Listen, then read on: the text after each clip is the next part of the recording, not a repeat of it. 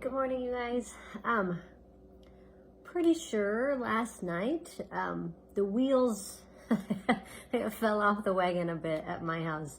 You know, we've been spending a whole lot of time with the same people over here, and so we're starting to get annoyed with each other. We're starting to get frustrated and just stupid little stuff that we're arguing about. I mean, who gets the last gummy bear in the bag? Like, come on, seriously? But, I hadn't had one yet. It was my turn. Who has to go, take a walk with mom during the day? Because mom now needs company and everybody's sick to death of walking with mom and Winnie. There not being enough internet. Like, is that a thing? Like, do we run out of internet? Or is it like something specific to my house? But my kids are convinced during this, while they're all trying to play different games or watch movies or whatever, that we have officially run out of the internet. The one last night that was driving my oldest crazy. He actually got up and moved away from the rest of us because of this. The dog had his bone, or her bone, and she was kind of sitting on the couch and she was chewing on it, but it was at that soft point where it's like mushy and you can kind of hear the mushy sounds. And so he was like, I cannot take it anymore.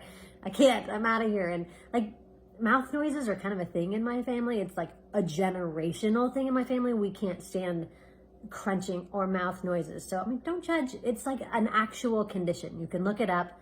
It's an actual condition. But, in those moments when we get frustrated, because we are right now, let's be honest, we're all getting super frustrated at this point.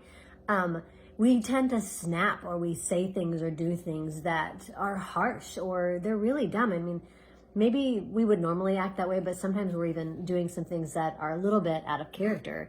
And sometimes they don't even make sense. Like, sometimes I'll be arguing with the kids, or the kids are arguing, and one of us like makes some statement back that has nothing to do with it, or is so ridiculous of a statement that we all kind of pause and look at each other and honestly, we kind of just start laughing because it was such an obscure comment that was made that it just kind of cracked us up. So, I would love to at this point, say, my challenge for you today is to not do that, to control your words, or to pause and really think before you act or you speak. But, in all honesty, we're past that, right? Like, we've done that. Like, we've exhausted that ability to some degree.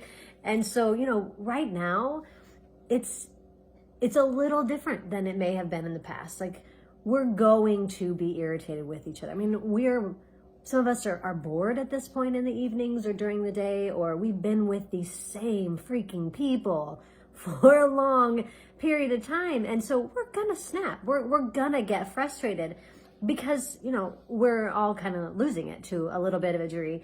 But in those moments, I think we can do something different. Like, maybe like we can't control that initial response, or we can, but it's a lot harder than it used to be. We may not be able to, but how do we act from there? What do we do in response to that? And so, with the Proverbs, for me, like, if I don't talk about my faith, it's like tying one hand behind my back, because that's what I kind of respond to. But even despite whether you believe or not, there are lots of great wisdom in the book of Proverbs, and they kind of crack me up. I mean, some of the Proverbs, there's one that says like a quarrelsome wife or husband is like a dripping faucet.